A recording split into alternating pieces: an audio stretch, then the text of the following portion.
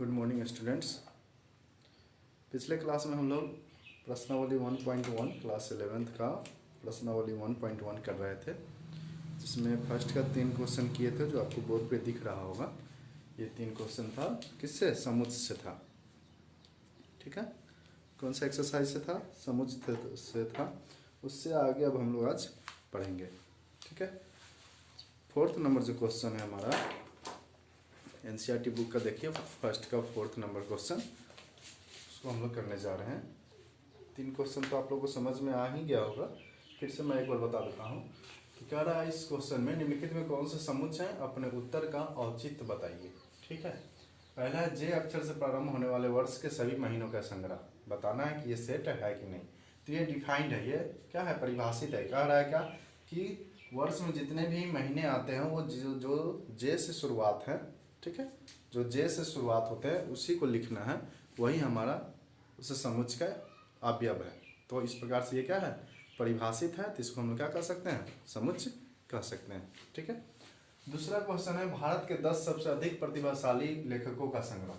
तो भारत के 10 सबसे अधिक प्रतिभाशाली, ये इस प्रकार से हम लोग कह सकते हैं कि प्रतिभाशाली है लेखक, लेकिन किस प्रकार से उसको डिफाइन करेंगे, किस प्रकार से परिभाषित करेंगे, कैसे हम लोग याद करेंगे कि 10 लेखक कौन कौन से होंगे, उनका संग्रह हम लोग कहाँ से लाएंगे, कैसे लाएंगे? ये कोई एक विशेष तौर पर परिभाषित नहीं है, तो इसलिए इसको हम समुच्चय नहीं कहेंगे। तीसरा है विश्व के सर्वश्रेष्ठ 11 बल्लेबाजों का संग्रह। इसमें भी वही बात है कि इसमें भी कह रहा है विश्व का सर्वश्रेष्ठ 11 बल्लेबाज। तो वो कौन सा बल्लेबाज, किस रूप में हम लोग उसको सर्वश्रेष्ठ समझेंगे? आपका क्रिकेट देखते होइएगा तो उसमें टेस्ट भी होता है, 2020 भी होता है और वनडे भी होता है। तो किस फॉर्मेट का बात कर सकते हैं, किस फॉर्मेट का बात किया जा रहा है इस क्वेश्चन में, वो पता नहीं है। किस आधार पर हम उसको क्या कर सकते हैं? सर्वश्रेष्ठ मान सकते हैं। ये डिफाइंड नहीं है, ये परिभाषित नहीं है, इसलिए ये समुच्चय नहीं है। आगे चलते हैं हम लोग 4th नंबर क्वेश्चन को देखते हैं। इसमें कह रहा है आपकी कक्षा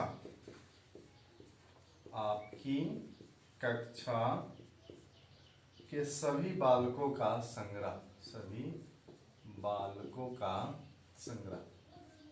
यहाँ देख सकते हैं आपकी कक्षा मतलब आप स्टूडेंट का बात हो रहा है। आप किस कक्षा के हैं? 11th के बच्चे हैं आप, क्लास 11वीं के बच्चे हैं आप। तो 11 के आपकी कक्षा के सभी बालकों का संग्रह। ठीक है, आपकी कक्षा के सभी बालकों का संग्रह। तो आपके कक्षा में क्या बालक भी होगा और बालिका भी होगा, तो उसमें से केवल बालिका। और ये डिफाइंड है, ये परिभाषित है कि आपके जो कक्षा में होंगे कि निश्चित बच्चे होंगे, वो अनिश्चित नहीं होंगे, निश्चित होंगे। और जिसको आप नाम लिख सकते हैं, उसको जान सकते हैं कि ये बच्चा, इसका ये नाम है।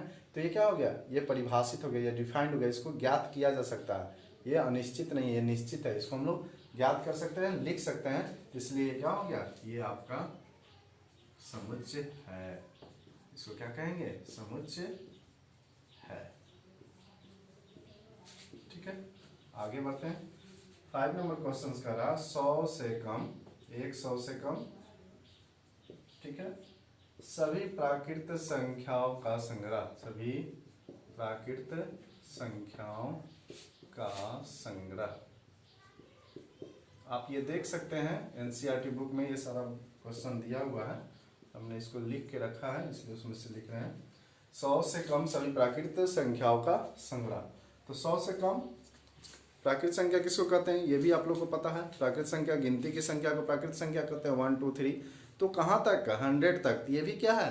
परिभाषित है कि हमको लिखना कहाँ तक है, कहाँ तक का संग्रह लेना है। तो 1 से लेकर 100 तक के प्राकृत संख्या को ही लेना है।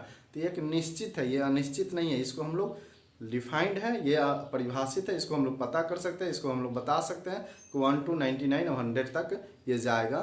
तो ये हमारा क्या कहलाया? ये समुच्चय कहलाया।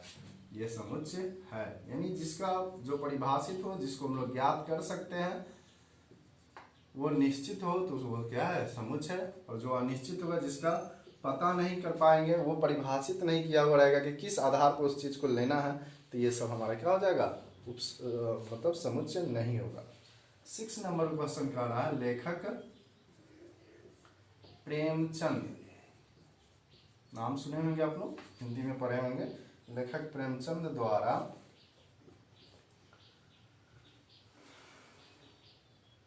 लिखित उपन्यासों का संग्रह। ये आप लोग पढ़े होंगे हिंदी में, हिंदी की कक्षाओं में पढ़े होंगे कि प्रेमचंद जो है बहुत सारे उपन्यास लिखे थे, लेकिन उसमें भी वो सिलेक्टेड, मतलब जिसका पता लगाया सकता है, डिफाइंड है, यही बताया गया केवल प्रेमचंद के उपन्यास का संग्रह करना। तो प्रेमचंद साहब के उपन्यास को हम लोग प्राप्त कर सकते हैं, एक निश्चित है, उसको लिख सकते हैं। जैसे गोदान हुआ, गबन हुआ, ये सब चीज़ आपका क्या है, प्रेमचंद साहब का ही लिखा हुआ है। तो ये एक निश्चित है, इसको प्राप्त किया जा सकता है, इसको लिखा जा सकता है। तो ये भी क्या है, समुच्चय है। इसी में अगर लिखा रहता है केवल कि विश्व के लेखकों का जो विश्व के जो भी लेखक है उसके उपन्यासों का संग्रह, तो ये भी अनिश्चित हो जाता है, कौन सा लेखक, किस तरह का लेखक। लेकिन यहाँ नाम दिया हुआ है प्रेमचंद का, तो केवल प्रेमचंद साहब का ही क्या है, जो भी उपन्यास है उसका संग्रह है। तो ये डिफाइन है, ये आपका परिभाषित है, इसलिए ये क्या है, एक समुच्चय। 7 नंबर क्वेश्चन कर रहा है, सभी समपूर्णांकों का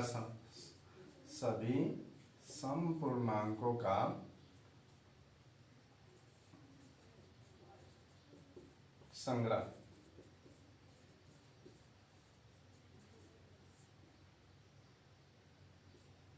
ठीक है, सभी समपूर्णांकों का संग्रह कर रहा है।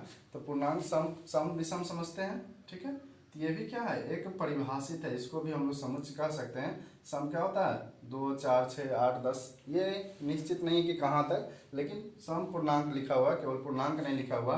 और सम और विषम संख्या होते हैं, तो उस आधार पर इसको हम लोग क्या कह सकते हैं, समुच्चय है। ये क्या है, समुच्चय है।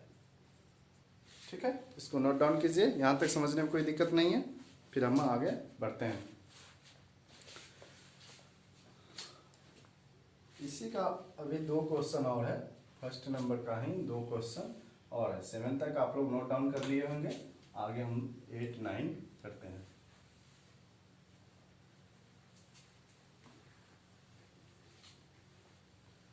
कहीं भी समझने में कोई दिक्कत हो बच्चों, तो हमारे चैनल पर कमेंट कीजिए, लाइक कीजिए, शेयर कीजिए, और भी बच्चों को इसके साथ जोड़िए।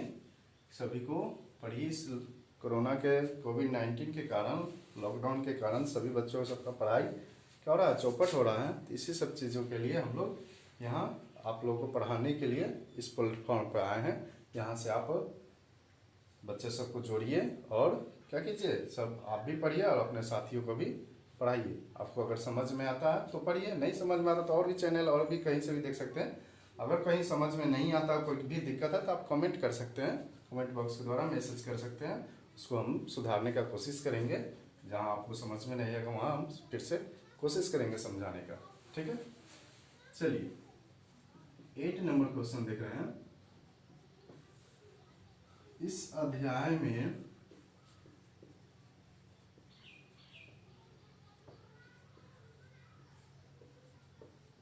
आने वाले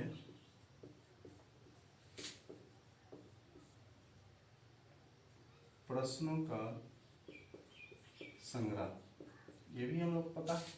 इस चैप्टर में, इस अध्याय में, इस प्रश्नावली में कितना क्वेश्चन है ये पता है, ये निश्चित है। तो ये भी क्या हो जाएगा हमारा, इसका जो हल होगा वो हमारा ये लिखाएगा कि ये समुच्चय है, क्योंकि ये निश्चित है। इसको हम लोग देख सकते हैं, गिन सकते हैं, निकाल सकते हैं, प्राप्त कर सकते हैं कि इस एक्सरसाइज में, इस अध्याय में हमारा इतना क्वेश्चन है।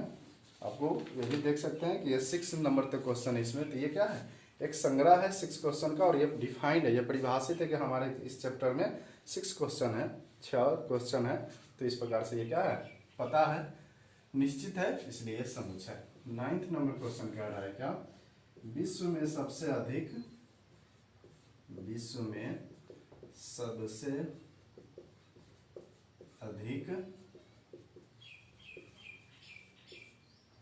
खतरनाक जानवरों का संग्रह। ठीक है, इस क्वेश्चन में भी आप देख सकते हैं विश्व का बात कर रहा है, तो कौन सा जानवर खतरनाक है, किस आधार पर हम उसको खतरनाक कह सकते हैं, और कहाँ के लिए ये विशेष विश्व का बात किया जा रहा है, किसी विशेष स्थान का बात नहीं किया जा रहा है, और किसी समूह का बात नहीं किया जा रहा है कि किस समूह के जानवरों को खतरनाक कह सकते हैं। तो इसलिए भी क्या है, ये भी आपको परिभाषित नहीं हुआ, ये भी निश्चित नहीं है, तो इसलिए क्या हो गया, ये समुच्चय नहीं है, यहाँ पे समुच्चय नहीं है लिखेंगे। ठीक है, यहाँ तक समझने में कोई दिक्कत नहीं बच्चों। ठीक, अब हम लोग आगे बढ़ते हैं 2 नंबर क्वेश्चन पर। दूसरे नंबर क्वेश्चन पर आप देखिए एनसीईआरटी का दूसरा नंबर क्वेश्चन क्या दिया हुआ है। 2 नंबर जो क्वेश्चन दिया हुआ है वो 2 नंबर का क्वेश्चन हम लोग को लिख रहा है, मान लीजिए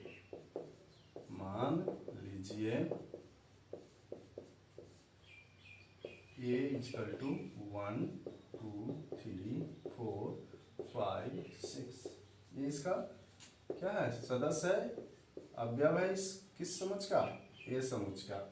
कह रहा है रिक्त स्थानों में प्रयुक्त प्रतीक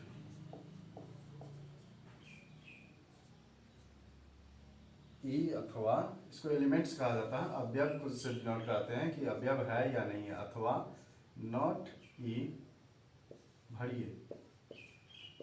यानी ये आपको क्वेश्चंस दिया हुआ है, इसमें लिखना है आपको, ये भरना है, ये रिक्त स्थान है कि इसमें ये ए का एलिमेंट है या सदस्य है कि नहीं, अवयव है कि नहीं। अगर अवयव है तो ये वाला साइन लिखेंगे, अवयव नहीं है तो ये वाला साइन लिखेंगे। ठीक है, आप इसको जनरली ई भी कह सकते हैं, ई एक एलिप्सन होता है इसका इंग्लिश, इससे डिनोट किया जाता है, लेकिन आपको जनरली ई फॉर एलिमेंट के रूप में भी याद कर सकते हैं, जो आसान होगा आपको याद करने में।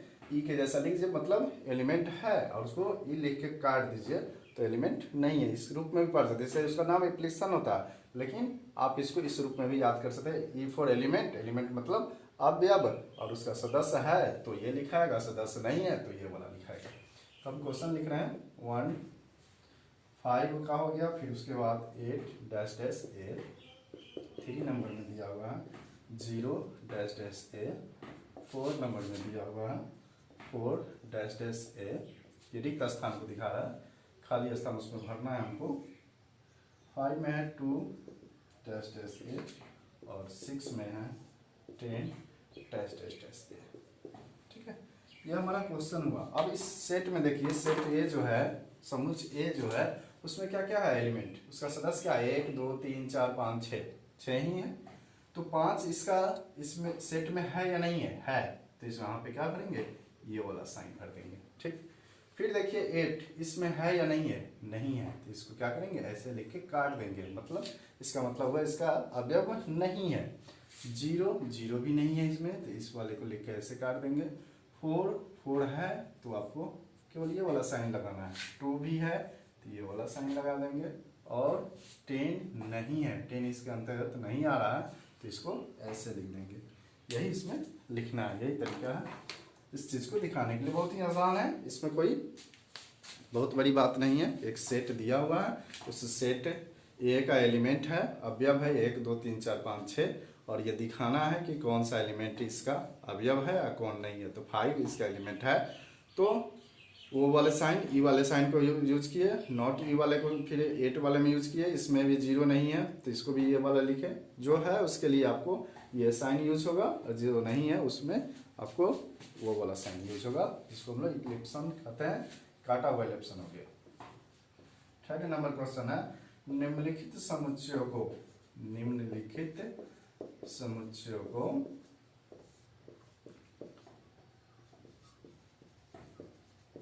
रोस्टर फॉर्म में लिखना है, रोस्टर के रूप में, समुच्चयों को रोस्टर रूप में पढ़ाए हुए हैं आपको। 2 तरीके से लिखा जाता है, रोस्टर रूप में लिखिए, यानी रोस्टर रूप में तो समुच्चय निर्माण में दिया होगा तो आपको रोस्टर में लिखना है, और रोस्टर में दिया रहेगा तो समुच्चय निर्माण में लिखना होगा। ये भी क्वेश्चन आएगा, क्योंकि आपको इसमें के पहले पढ़ चुके हैं, इस चैप्टर में आपको पढ़ना था, इसलिए चेंज करने वाला आपको क्वेश्चन आएगा। तो आ ही गया हमारा। फर्स्ट में कह रहा है, पहला क्वेश्चन है हमारा, इस क्वेश्चन को देखिए। इसमें कह रहा है क्या, a equal to x such that x colon x एक पूर्णांक है, या x जहाँ x एक क्या है, पूर्णांक है, ऐसे पढ़ा जाता है। इस कोलन को हम बताया था कि इसका अर्थ होता है जहां पूर्णांक है और कहां से कहां तक है, -3 से ग्रेटर देन x है और लेस देन 7 है, यानी -3 से बड़ा है और x और 7 से छोटा है x। ठीक है, तो इसको हम लोग लिखेंगे किस रूप में, रोस्टर रूप में लिखना है। ये लिखा हुआ किस रूप में है, आपको समुच्चय निर्माण रूप में लिखा हुआ है। आपको पढ़ाया हुआ है, आपको पहले ही नोट्स में लिखाए हुए हैं, समझाए हुए हैं। टॉपिक है हमारा कि इस रूप में लिखा जाता है। तो ये कौन सा रूप में है, कौन सा फॉर्म में है, समुच्चय निर्माण फॉर्म में है। इसको लिखना है हमको रोस्टर फॉर्म में। तो इसका हल लिखते हैं हम लोग। समुच्चय का नाम ए दिया हुआ ए। अब एक पूर्णांक है, पूर्णांक समझते हैं आप लोग, पूर्णांक संख्या। तो वो है -3 से बड़ा और 7 से छोटा। तो -3 से बड़ा x है तो क्या होगा, -2, -1, 0, 1, 2, 3, 4, 5, 6। 7 से छोटा तो 6 तक ही लेंगे। -3 से बड़ा है तो -3 को नहीं लेंगे, -2 से लेंगे। और पूर्णांक की बात करा इसलिए इसमें 0 भी आएगा। -1, -2, -1, 0, 1, 2, 3, 4, 5। यही हो गया हमारा इसका सॉल्यूशन, इसका हल। इस रूप में लिखना ही क्या कहलाता है, यही रोस्टर रूप हो गया। ठीक है, यानी जो कंडीशन दिया हुआ है, जो भाषा का जो कथन के रूप में कह रहा है, उसी चीज़ को हम लोग सारणीबद्ध लिख देते हैं। कोलन अर्धविराम के अनुसार अर्धविराम से सेपरेट कर देते हैं, अलग अलग लिखते हैं और इसको मझले कोष्ठ के अंदर लिख देते हैं। तो ऐसे लिखने के तरीका को ही हम लोग क्या कहते हैं, रोस्टर फॉर्म, रोस्टर रूप या सारणीबद्ध रूप कहते हैं, जो आप लोग पढ़ चुके हैं। यहाँ से समझ गए, यहाँ से कोई दिक्कत आपको नहीं होना चाहिए। बी नंबर जो क्वेश्चन है हमारा, x संख्या 6 से कम एक प्राकृत संख्या है। अब प्राकृत संख्या, ठीक है, प्राकृत संख्या आप लोग जानते हैं।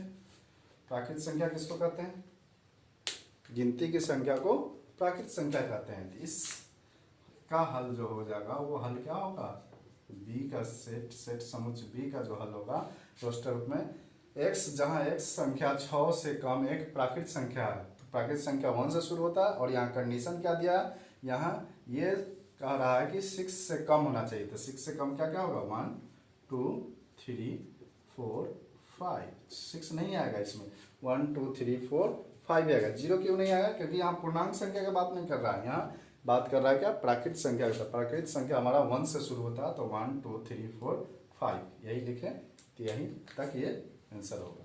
ठीक है, फिर आगे क्वेश्चन बढ़ते हैं। ऊपर से मिटा रहे हैं बच्चों, नोट कर लीजिएगा,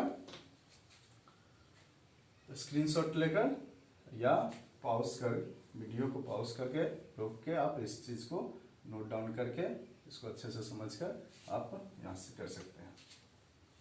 ठीक है, 2 तक हो गया, 3 का 2 तक हमारा हो गया। ठीक है, देख रहे हैं कि वीडियो चल रहा है, आपका रिकॉर्डिंग हो रहा है कि नहीं हो रहा है। ठीक है, चालू है आपका रिकॉर्डिंग, चल रहा है। कभी कभी क्या होता है, रुक जाता है, पढ़ाते रहते हैं और वीडियो बीच में ही रुक जाती है, इसलिए दिक्कत होता है। पिछले क्लास में वही हुआ था, आगे तक पढ़ा दिए थे लेकिन 3 तक ही रिकॉर्ड हो पाया, इसलिए आगे आज करना पड़ रहा है। इसलिए देखें हम कि हमारा वीडियो रिकॉर्ड हो रहा है या नहीं। चलिए, 3 नंबर का रहा है कि सी एक सेट है। ठीक है, सेट यानी समुच्चय का नाम है सी एक्स, सच डेट एक्स दो अंकों की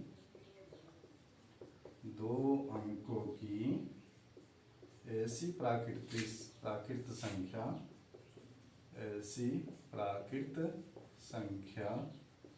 है जिसके अंकों का योगफल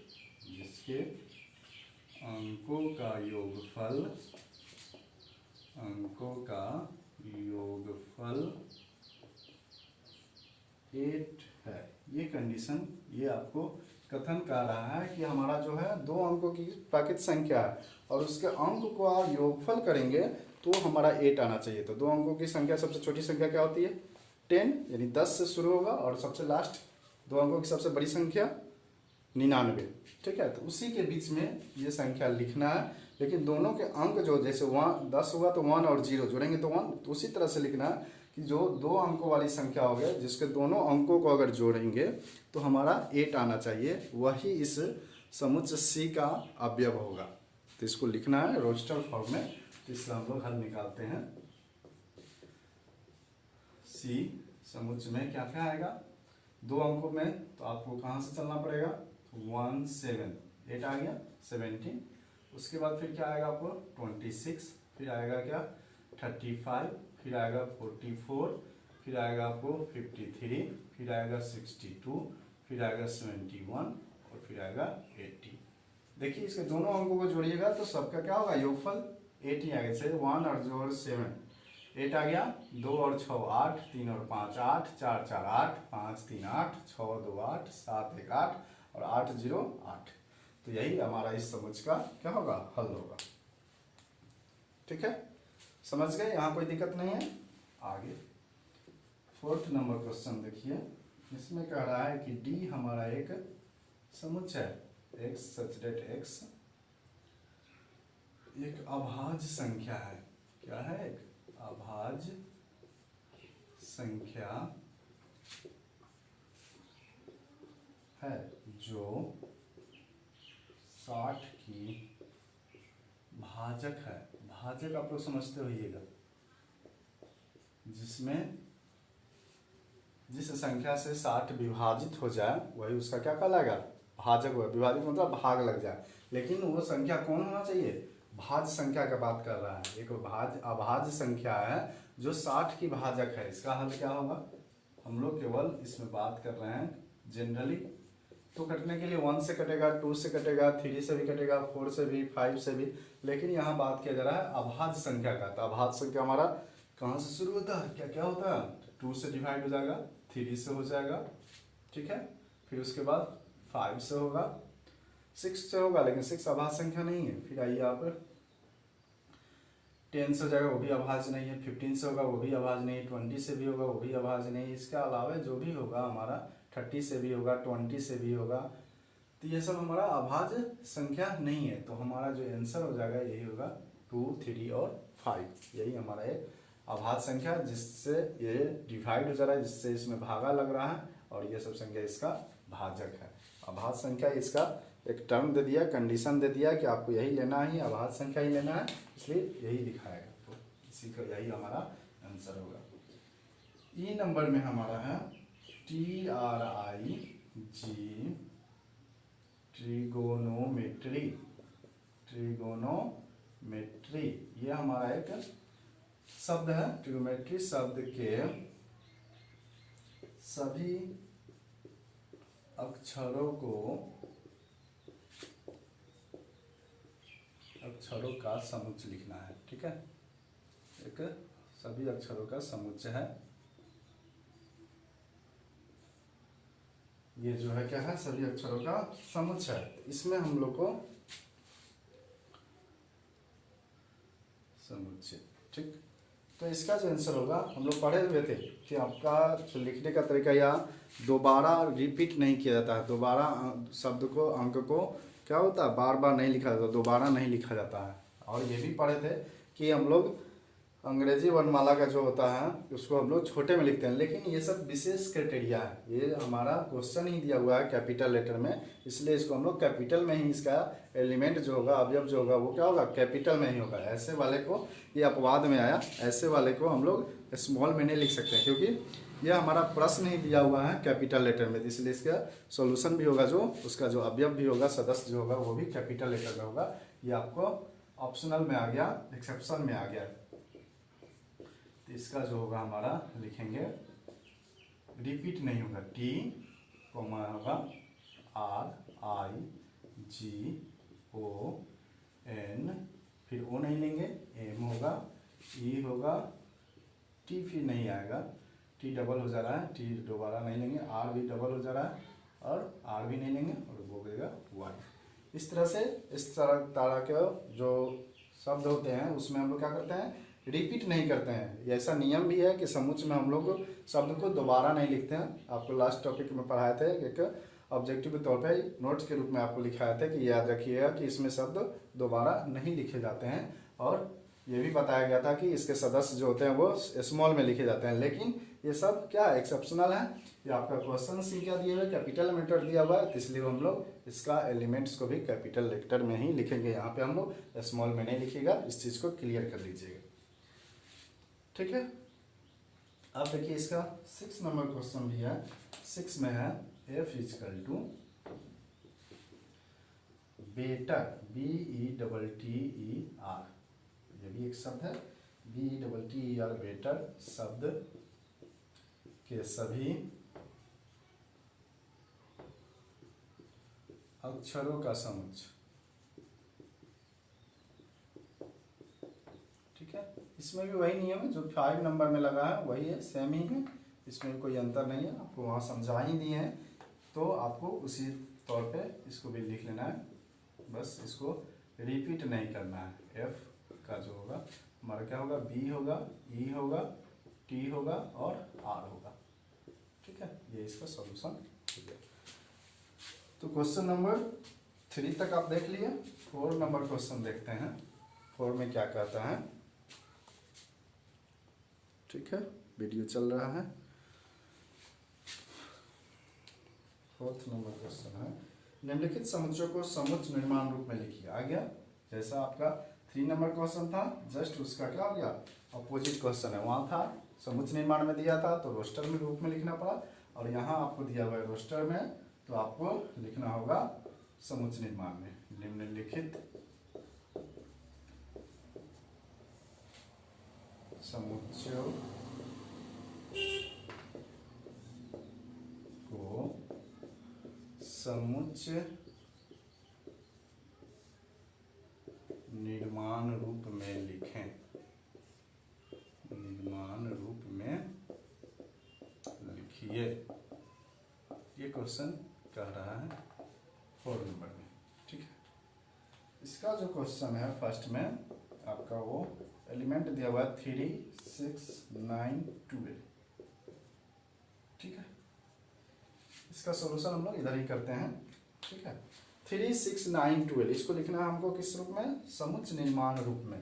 तो समुच्चय निर्माण रूप में क्या करते हैं हम लोग, इसका जो हल लिख रहे हैं, समुच्चय निर्माण रूप में क्या लिखते हैं हम लोग, x के रूप में लिखते हैं, x मान लेते हैं, तो x such that x colon x, ठीक है।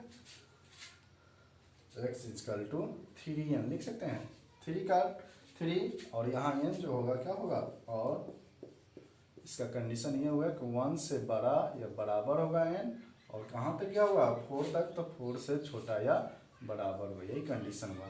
इसको रूप में हम लोग लिख सकते हैं, ब्रैकेट तो x के रूप में लिखा गया, x इजकल टू 3n, अगर यहाँ n के जगह 1 रखते हैं तो 3 1 जा 3, 3 के जगह n के जगह 2 रखते हैं तो 6 आ गया, 3 के n के जगह 3 रखेंगे तो 9, और n के जगह 4 रखेंगे तो 12, और इतना ही तक रखना ही है, 1 से लेकर 4 तक ही रखना है, 1 को भी रखना है और 4 को भी रखना है, दोनों इंक्लूड है। तो ये हमारा इस हल का यही हल हुआ हमारा, जो लिखे हम लोग इसको समुच्चय निर्माण के रूप में। समुच्चय निर्माण में आपको पढ़ाए थे कि किसी भी को क्या मान लिया जाता है, x मान लिया जाता है, उसमें कोलन लगाया जाता है, और उसके कंडीशन का जो सब होते हैं, जो क्वेश्चन कहता है, जो प्रश्न कहता है, उस आधार पर उसके मतलब कंडीशंस को हम लोग लिखते हैं और शॉर्ट फॉर्म में लिखते हैं। तो शॉर्ट फॉर्म में आपको लिख दिया गया, ठीक। दूसरा नंबर क्वेश्चन है हमारा इसी का 2, 4, 8, 16, 32।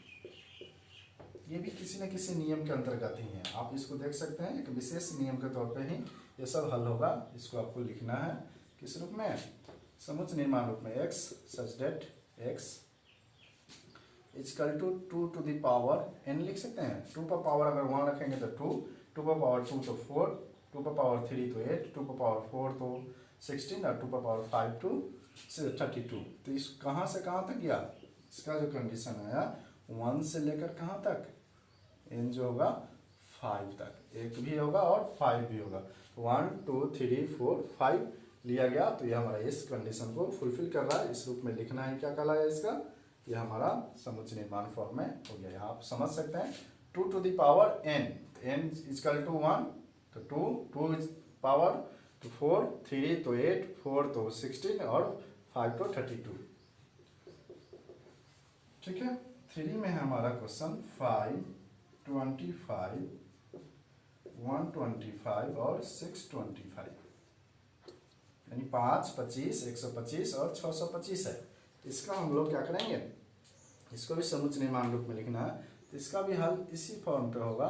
आपको समुच्चय निर्माण रूप में ही लिखना है, तो x such that x equal to 5 to the power n, क्या लिखेंगे 5 टू द पावर n। इस पर 5 के रूप में ही मल्टीपल के रूप में जा रहा है, तो ये कहाँ से कहाँ तक 1 2 3 4, यहाँ था 1 2 3 4 5 टर्म, तो 5 तक लिखे। इसमें 4 ही टर्म है, तो क्या लिखेंगे n 4 ही तक लिखेंगे, यानी 5 टू द पावर 1